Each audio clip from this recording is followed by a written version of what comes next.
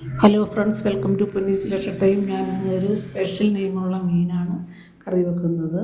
അതിൻ്റെ പേരാണ് ശീലാവന്തി, ശീലാവ്, ശീലാന്തി എല്ലാം പറയും കേട്ടോ. ഞാൻ അതിനായിട്ടൊരു ചട്ടി അടുപ്പിൽ വെച്ചിട്ടുണ്ട്. ചൂടായപ്പോഴത്തേക്ക് വെളിച്ചെണ്ണ ഒഴിച്ചു.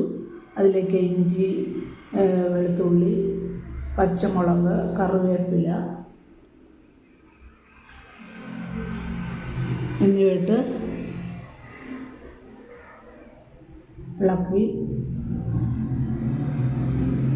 അതിലേക്ക് 2 പിടി ചെറിയ ഉള്ളി അരിഞ്ഞത് ഇട്ടു.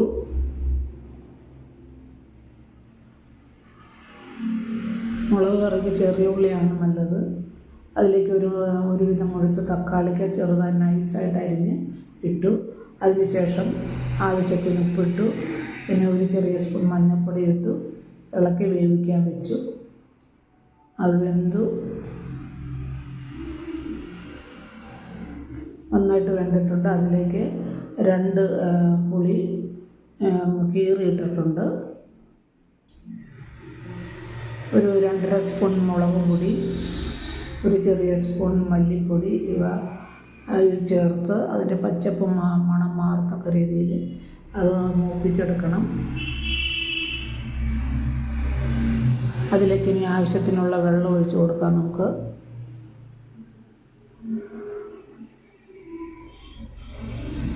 നന്നായിട്ട് തിളച്ചിട്ടുണ്ട്. അതിലേക്ക് ഞാൻ കഴുകി മാറ്റി വെച്ചിരിക്കുന്ന ആ ശീലാന്തി ഇട്ട് കൊടുക്കാം.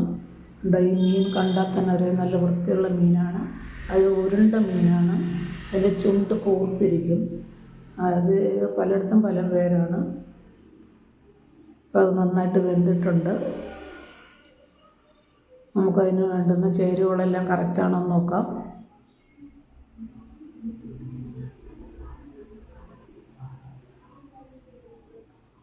ഉപ്പ് ഇച്ചിരി കൂടെ ചേർക്കേണ്ടി വരും. കാര്യം എന്ന് പറഞ്ഞാൽ ഉപ്പ് കറക്റ്റെല്ലാം തോന്നും. മണം വന്നിട്ട് ഇച്ചിരി കൂടെ ഉപ്പ് ചേർക്കേണ്ടതായിട്ട് വന്നിട്ടുണ്ട്.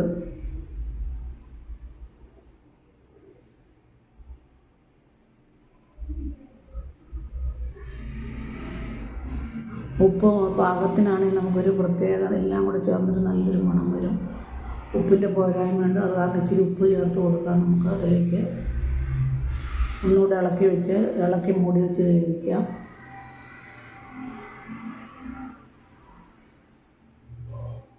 ഒന്നുകൂടെ നന്നായിട്ട് തിളയ്ക്കട്ടെ.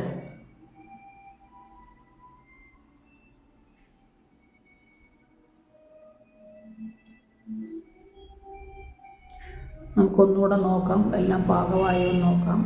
അതിനുശേഷം നമുക്ക് വറുതാളിച്ചിടേണ്ടതായിട്ടുണ്ട്.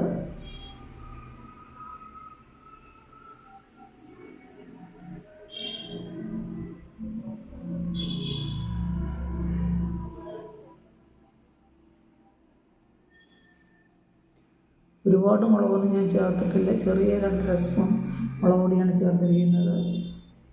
ചിലർക്ക് മുളക് കൂടുതലാണ് ഇഷ്ടം, ചിലർക്ക് കുറച്ചാണ് ഇഷ്ടം. ഞാൻ പല രീതിയിൽ വയ്ക്കാറുണ്ട് ഇത്. ഇച്ചിരി ഉപ്പൂടെ ചേർക്കേണ്ട ആവശ്യമുണ്ട്. ഇച്ചിരി ഉപ്പൂടെ നമുക്ക് ചേർത്ത് കൊടുക്കാം. ഒന്നുകൂടെ മൂടി വെച്ച് തിളപ്പിച്ച് ഞാൻ ഇറക്കുവാണ്. ഇനി നമുക്ക് വറുതാളിക്കേണ്ട കാര്യമുണ്ട്. അതിലേക്ക് ഒരു ചെറിയ തവ ഞാൻ അടുപ്പിൽ വെച്ചിട്ടുണ്ട്. അതിലേക്ക് കുറച്ച് വെളിച്ചെണ്ണ ഒഴിച്ച് അല്പം കടുക്, ഉലുവ, 2 മുളക്, 3-4 കറി ലീഫ് ഇതെല്ലാം കൂടി ഇട്ട് നമുക്ക് ഒന്ന് പൊട്ടിച്ച് കറിയിലേക്ക് ചേർക്കാം.